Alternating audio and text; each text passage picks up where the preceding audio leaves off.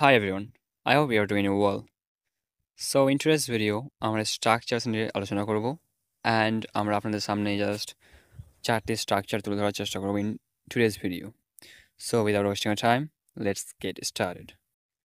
So আমাদের প্রথম যে স্ট্রাকচারটা হচ্ছে সেটা হচ্ছে subject plus may plus have plus other word. So আমরা এই স্ট্রাকচারটা ফলো করব যখন আমরা বাংলায় এরকম সেন্টেন্স বলে থাকি, যেমন আমার একটা মোবাইল থাকতে পারে, তাদের একটা নতুন গাড়ি থাকতে পারে, আমার ভাইয়ের আগামীকাল একটা কাজ থাকতে পারে, তার একটা কাজের লোক থাকতে পারে। So this type of sentences can be translated in this structure.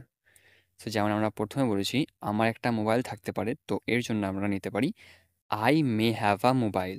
So subject is I, may structure অনুযায়ী মে হয়েছে, অ্যান্ড হ্যাভ বসে গিয়েছে, and other word a mobile. So technically I may have a mobile, আমার একটা mobile থাকতে পারে, তাদের একটা নতুন গাড়ি থাকতে পারে, এর জন্য আমরা বলতে পারি they may have a new car. They may have a new car. আমার ভাইয়ের আগামীকাল একটা কাজ থাকতে পারে, for this we can write my brother may have a job tomorrow. My brother may have a job tomorrow. তার একটা কাজের লোক থাকতে পারে, এর জন্য আমরা বলতে পারি he may have a servant. He may have a servant. অথবা সি বলতে পারেন she may have a servant. So he for male and she for female. So আমাদের নেক্সট হচ্ছে subject plus have or has plus decided to plus ভার্বের first form plus other word. So আমরা যখন বাংলায় বলে থাকি যে আমি বাংলাদেশ যাওয়ার সিদ্ধান্ত নিয়েছি, আমার আব্বু এইবার আমায় মোবাইল কিনে দেওয়ার সিদ্ধান্ত নিয়েছে, আমরা এটা করব বলে সিদ্ধান্ত নিয়েছি, সে এখানে আসবে বলে সিদ্ধান্ত নিয়েছে। সো এরকম সেন্টেন্সেস আমরা ইজিলি এই স্ট্রাকচার ফলো করে বানাতে পারি। সো আমাদের প্রথম হচ্ছে I have decided to go to Bangladesh.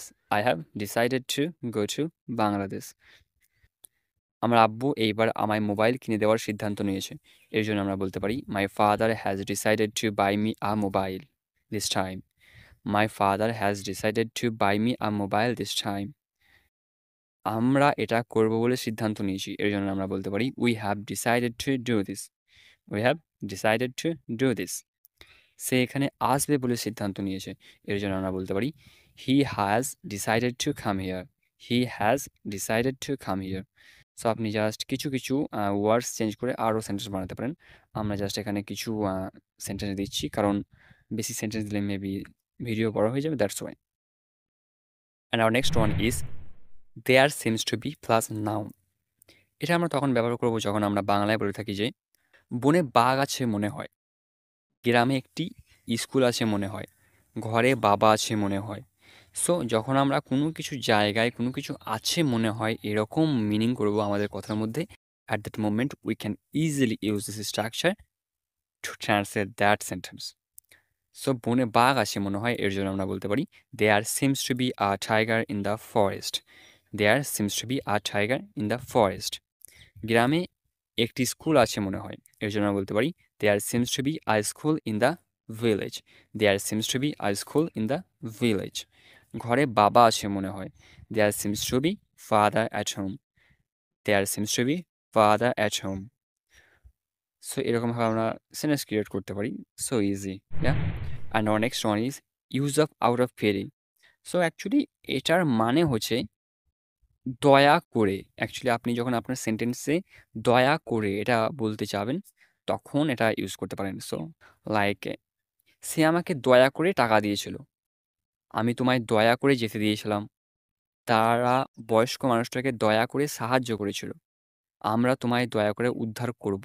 So আমরা প্রথমে বলেছি সে আমাকে দয়া করে টাকা দিয়েছিল, এর জন্য আমরা বলতে পারি সে আমাকে টাকা দিয়েছিল। এটা আমাকে প্রথমে ট্রান্সলেট করতে হবে, যেমন সে আমাকে টাকা দিয়েছিল, এর জন্য আমরা বলতে পারি হে গিভ মি মানি, দয়া করে। এখন আমরা লিখব আউট অফ ফেরি। সে আমাকে দয়া করে টাকা দিয়েছিল, he gave me money out of pity. আমি তোমায় দয়া করে যেতে দিয়েছিলাম, এর জন্য আমরা বলতে পারি I let you go out of pity. I let you go out of pity. তারা বয়স্ক মানুষটাকে দয়া করে সাহায্য করেছিল, they helped the old man out of pity. They helped the old man out of pity. আমরা তোমায় দয়া করে উদ্ধার করব, we will rescue you out of pity. We will rescue you out of pity. So এরকমভাবে আপনি sentence create করতে পারেন। সো জাস্ট আপনি আউট অফ ভিটিটা at the end of a sentence use করে দিন অ্যান্ড দয়া করে এটা চেঞ্জ হয়ে যাবে। So just go on using these structures to translate sentences from Bangla into English. And I hope you found this video helpful. And please make sure to subscribe my channel. I'll press the bell icon too. So see you soon inshallah and take care of yourselves. So assalamu alaikum.